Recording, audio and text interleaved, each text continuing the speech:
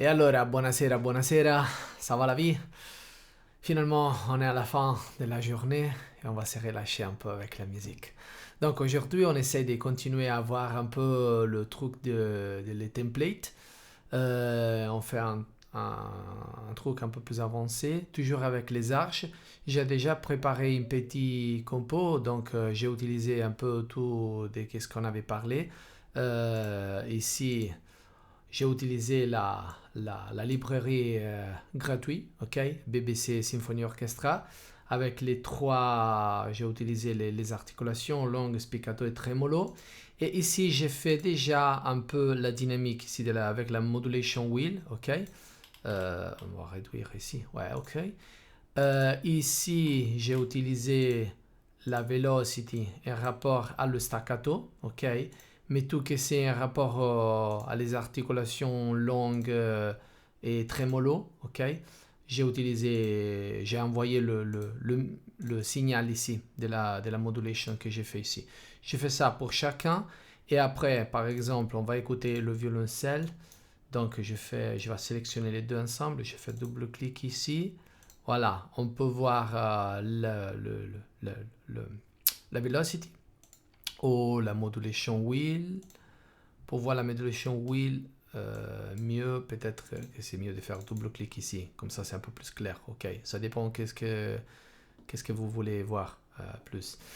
Vous pouvez aller aussi directement ici. Ok, vous pouvez changer entre ça et ça. Ok, magnifique. Donc, on va écouter un peu le violoncelle. Moi, j'ai utilisé, on voit filter, ok, channel 1. Donc, ici, on a euh, qu'est-ce qu'on a? Pas le tremolo, le long, ok. Après, channel 2, on a le tremolo jusqu'à la fin. Et channel 3, on a les staccato, ok. On voit tous ensemble, all channel, magnifique. On va écouter.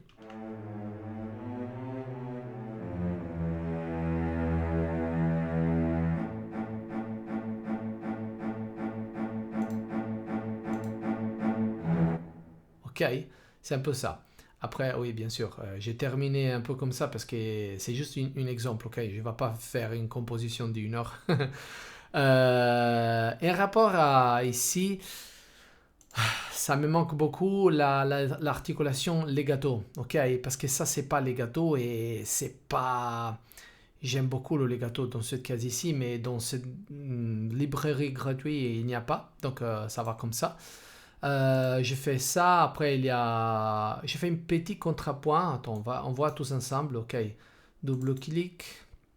Ok, donc on a ça. Ici, on a. Sera que. Ouais, non. On a violoncelle, en fait, qui commence une mélodie. Tarararari. Ici, il y a l'alto qui fait la même chose. Tarararara, mais à partir d'ici, donc on a un petit contrapoint, deux mélodies qui vont créer une harmonie. Après, il y a le violon 2, ok. Après, ils vont changer et voilà, j'ai commencé à créer plutôt un groove, ok, une petite atmosphère, pas trop de contrapoint, ok, comme on est dans cette case ici. On essaie d'écouter un peu tous ensemble, donc c'est...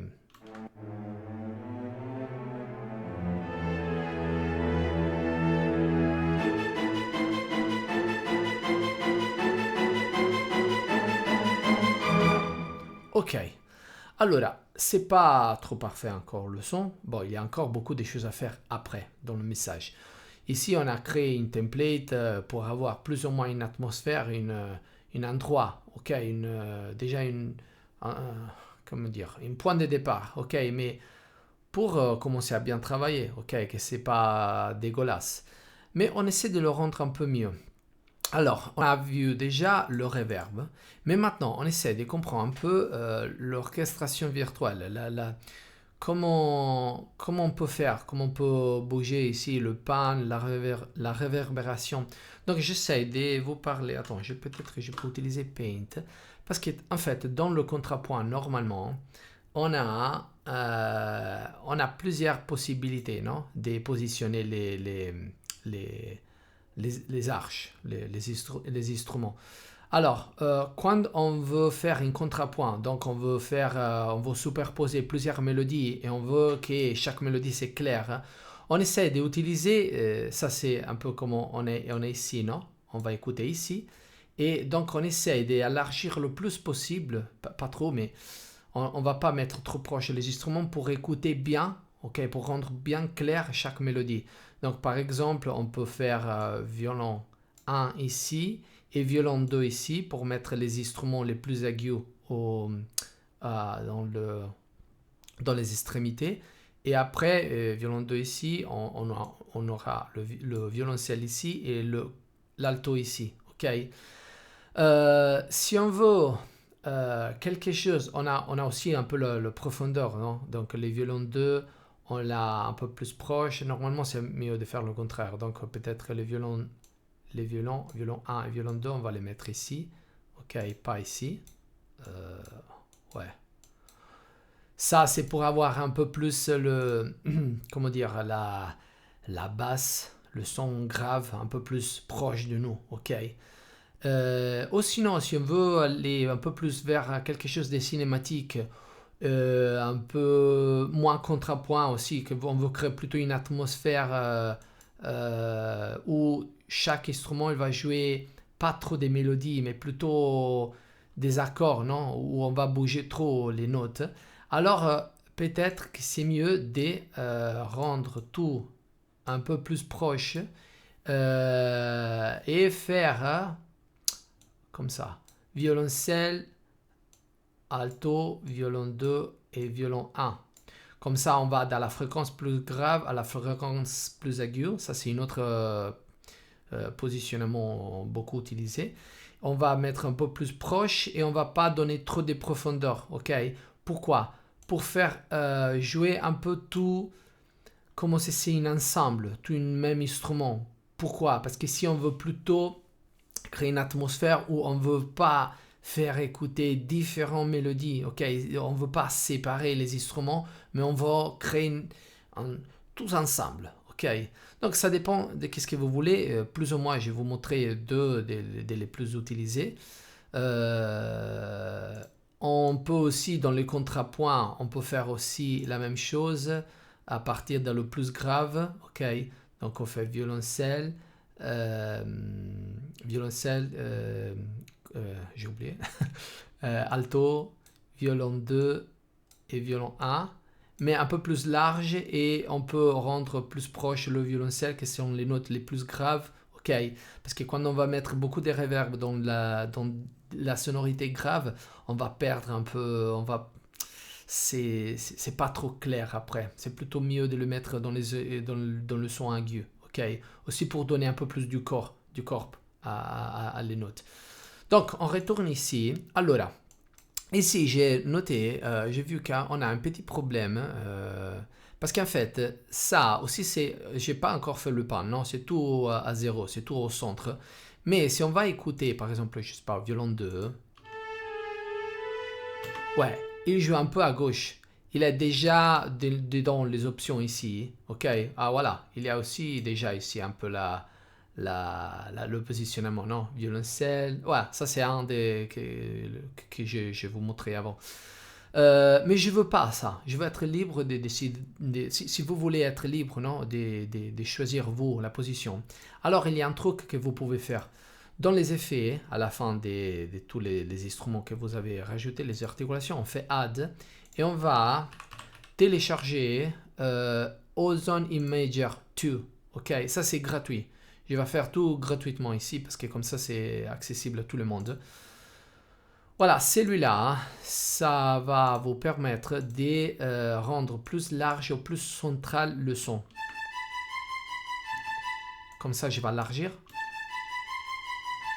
On va l'écouter encore plus à gauche parce qu'il était déjà à gauche. Ou sinon, je vais le faire complètement central. Mono aussi, on peut dire stéréo, mono. Ok, maintenant c'est parfaitement central. Donc, qu'est-ce que je vais faire? Je vais copier-coller le même effet ici. C'est juste de déplacer celui-là ici.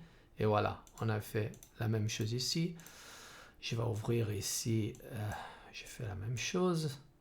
Voilà, comme ça, on fait comme on veut faire. Comment on n'a plus envie de faire. Voilà, magnifique. Maintenant, tout le monde joue son central. ok, que c'est pas trop cool.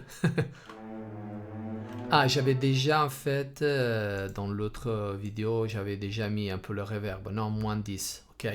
Mais aussi ici, maintenant, on va, alors, quel positionnement on peut utiliser? Alors, j'aimerais rendre un peu plus large pour faire écouter un peu plus le contrepoint. Pas trop, donc on peut faire par exemple 40% à gauche des violons 1 et 40% à droite pour le violon 2. Et après, violoncelle à droite, on peut faire 15 et alto 15. Ok. À gauche. Ok. Ça, c'est plus ou moins. Après, il faut écouter et aller avec l'instinct musical. Ok. Le violoncelle et l'alto, je vais les rendre un peu plus proches, donc pas moins 10, mais je veux le son grave un peu plus clair. Donc voilà, le violoncelle, on peut faire moins 7 et alto moins 8.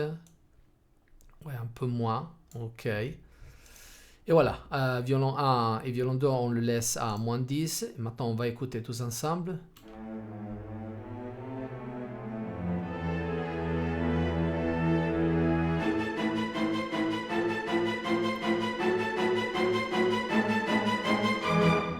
Parfait. Alors, et rapport au reverbero, au reverb, je sais pas, ici on a Gemini. C'est un peu plus cinématique que ça parce que c'est un peu plus large comme reverb, mais on peut changer, non? Donc, je sais pas, on va écouter, j'ai aucune idée. Lire, ok. On va directement ici avec le staccato parce que c'est plus clair. On retourne à Gemini.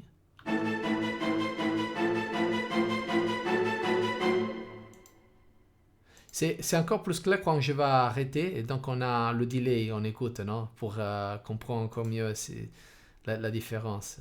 Je sais pas, Léo. Ah, ça c'est trop, ça c'est trop. Gemini, ça va pour l'instant. On fait quelque chose d'un peu vite pour continuer avec les autres informations. Donc, ça, c'est tout un rapport à le positionnement. On a fait un peu une tridimensionnalité. Et c'est tout. Ouais, c'est mieux d'arrêter ici et de faire une autre vidéo parce que sinon on va mettre trop d'informations tous ensemble.